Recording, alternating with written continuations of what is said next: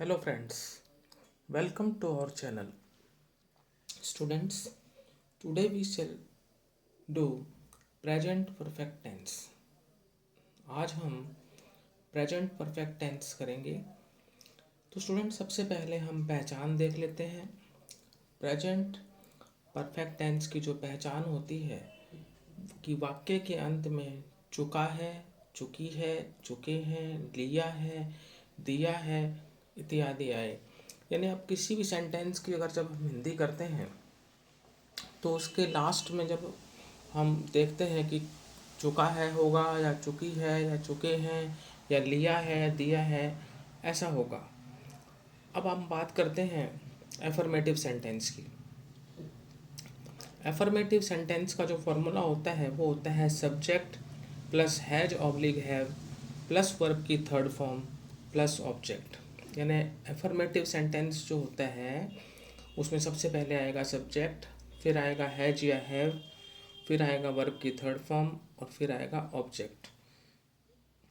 फिर negative sentence, negative sentence में भी सब्जेक्ट प्लस हैज हैव, बस फ़र्क इतना है कि इसमें हैज हैव के बाद नॉट आ जाएगा क्योंकि नेगेटिव है, फिर बाद में वही प्लस वर्ब की थर्ड फॉर्म प्लस ऑब्जेक्ट।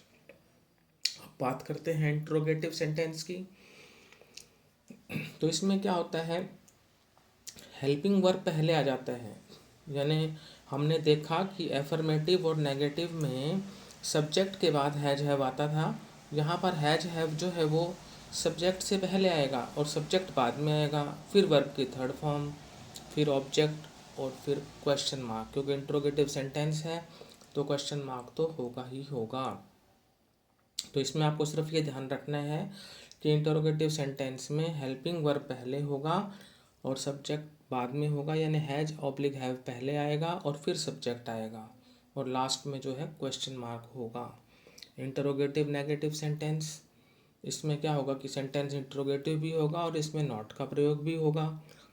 यानी सेंटेंस प्रश्नवाचक नकारात्मक वाक्य दोनों होगा। तो इसमें भी क्योंकि प्रश्नवाचक वाक्य है तो हैज हैव तो पहले आएगा ही आएगा, फिर सब्जेक्ट क्योंकि साथ में नेगेटिव भी है तो सब्जेक्ट के बाद नॉट लगा देंगे, प्लस वर्ब की थर्ड फॉर्म प्लस ऑब्जेक्ट। तो प्रेजेंट परफेक्ट टेंस के अंदर जो है affirmative sentence, negative sentence, interrogative sentence, interrogative negative sentence, इसमें क्या क्या जो है फॉर्मूला होता है वो मैंने आपको समझा दिया है। अब बात करते हैं कि हैज का प्रयोग कब होता है और हैव का प्रयोग कब होता है। बच्चों को यह नहीं पता होता कि when to use has and when to use have. तो स्टूडेंट्स यदि सेंटेंसेस जो है ही शी इट या सिंगुलर नाउन से स्टार्ट होते हैं तो फिर हम हैज का प्रयोग करते हैं। ही शी इट या सिंगुलर नाउन यानी एक वचन संज्ञा के साथ हैज का प्रयोग किया जाता है। फिर आते हैं हम वी, यू, दे या प्लूरल नाउन यानी बहुवचन संज्ञा, उसके साथ हैव का प्रयोग होता है। तो जब भी सेंटेंस वी से स्टार्ट हो, यू से स्टार्ट हो, दे से स्टार्ट हो या प्लूरल नाउन से स्टार्ट हो तो फिर हम हैव लगाएंगे, हैव का प्रयोग करेंगे। अभी हमने ऊपर 4 सेंटेंसेस किए थे, एफर्मेटिव, नेगेटिव, इंट्रोगेटिव और इंटरोगेटिव नेगेटिव। उनके हम एग्जाम्पल्स और देख लेते हैं। एफर्मेटिव सेंटेंस का एग्जाम्पल है यू हैव टोल्ड ए लाई, तुमने झूठ बोला है। तो अब क्योंकि ये वाक्य यू से स्टार्ट हो रहा है तो इसमें हमने हैव लगा दिया। अभी मैंने आपको बताया है कि आई वी यू दे से हो तो हैव लगता है। फिर negative sentence, they have not helped me, उन्होंने मेरी सहायता नहीं की है। तो आप देख सकते हैं दे के साथ भी हमने हैव किया और बाद में थर्ड फॉर्म तो आएगी ही आएगी, नॉट लगा दिया, नेगेटिव था। इंटरोगेटिव सेंटेंस प्रश्नवाचक वाक्य, इसमें हैज हैव पहले आएगा क्योंकि यहाँ पर सब्जेक्ट यू है तो फिर हैव लगेगा, उसके बाद थर्ड फॉर्म गॉन और फिर देयर और क्वेश्चन मार्क, क्या तुम वहाँ जा चुके हो। Interrogative negative sentence, has he not got ready yet, क्या वो अभी तक तैयार नहीं हुआ है।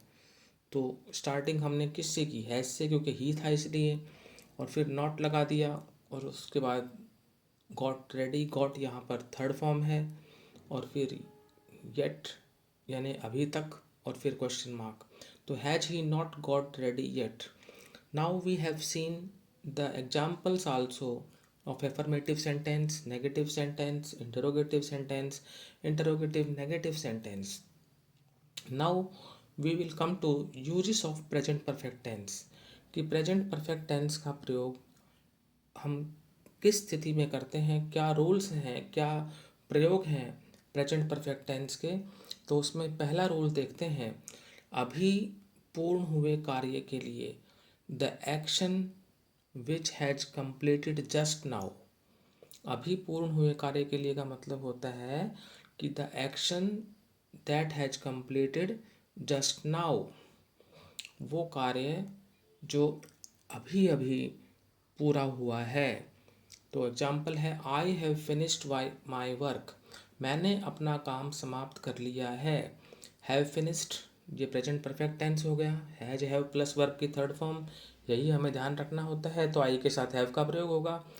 Another example is he has gone to college, वह कॉलेज जा चुका है, तो ही के साथ हैज लगता है, फिर वर्ब की थर्ड फॉर्म गॉन। तो ये जो दोनों कार्य हैं ये अभी अभी पूर्ण हुए हैं। अभी पूर्ण हुए कार्य के लिए हम प्रेजेंट परफेक्ट टेंस का यूज करते हैं। As I have told you, the action which has completed just now, उसके लिए प्रेजेंट परफेक्ट टेंस का यूज होगा।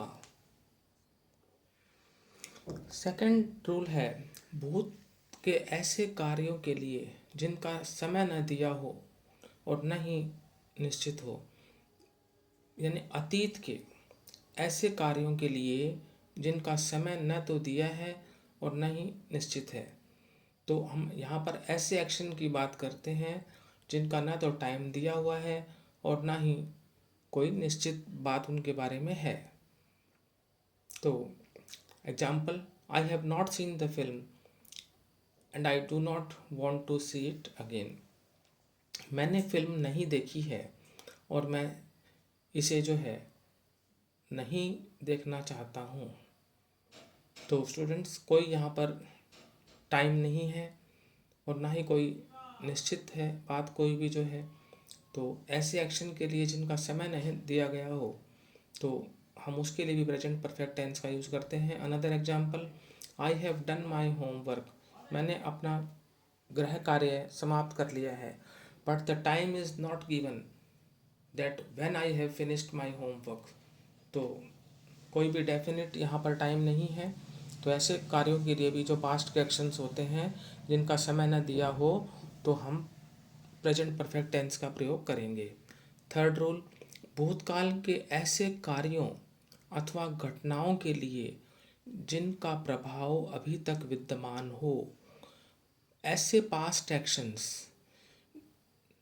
या इवेंट्स हुए हों और उनका इफ़ेक्ट जो है अभी तक प्रेजेंट हो, तो उस स्थिति के लिए भी हम प्रेजेंट परफेक्ट टेंस का प्रयोग करते हैं। I have seen the zoo, I still remember some animals.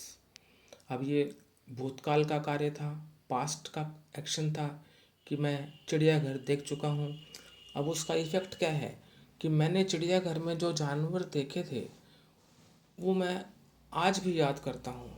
तो यानी चिड़ियाघर देखने का इफ़ेक्ट क्या है, प्रभाव क्या है कि भाई मुझे आज भी कुछ जानवर याद हैं, यानी उस एक्शन का इफ़ेक्ट आज भी जो है मेरे ऊपर है। तो I have seen the zoo, I still remember some animals. Now we come to the another example, she has finished her work, वह अपना कार्य समाप्त कर चुकी है। तो समाप्त करने का भी इफेक्ट क्या है कि वो अब फ्री है, यानी अब उसको जो है वक्त है उसके पास। तो this is the effect of finishing the work. तो भूतकाल के ऐसे कार्यों अथवा घटनाओं के लिए जिनका प्रभाव अभी तक विद्यमान है, ये दोनों एग्जाम्पल इस रूल के थे। नाउ फोर्थ वन, ऐसे कार्य को व्यक्त करने के लिए जो भूतकाल में आरंभ हुआ हो और अब तक चल रहा हो, जैसे यानी action which began in the past but still continues. Example, I have lived here for 10 years. मैं यहाँ 10 साल रह चुका हूँ। That means I am still here. कि अभी भी मैं यहीं पर हूँ। अगला, I have always written with a ball pen, मैंने हमेशा बॉल पेन के साथ लिखा है, यानी मैं अभी भी बॉल पेन से ही लिखता हूँ। I still right with it means किसी प्लेस पर मैं 10 साल रहा हूँ, तो इसका मतलब अभी भी मैं वहीं पर हूँ। मैंने बॉल पेन से लिखा है तो इसका मतलब अभी भी बॉल पेन से लिखता हूँ। यानी आप किसी जगह पर रह रहे हैं और कहते हैं कि मैं यहाँ पर 10 साल से हूँ, तो इसका मतलब आप अभी भी वहीं रहते हैं। अगला, मैंने हमेशा बॉल पेन से लिखा है तो इसका मतलब अभी भी आप बॉल पेन से लिखते हैं। तो ऐसा कार्य जो भूतकाल में आरंभ हुआ और अब तक चल रहा है, तो ऐसी स्थिति में भी हम प्रेजेंट परफेक्ट टेंस का प्रयोग करते हैं। The action which began in the past but still continues, ये आपका इंग्लिश में रूल है। तो स्टूडेंट्स, आज हमने आपके साथ प्रेजेंट परफेक्ट टेंस किया। यदि आपको ये टॉपिक अच्छा लगा तो आप हमारे वीडियो को लाइक करें, शेयर करें और हमारे चैनल को सब्सक्राइब करें। Thank you.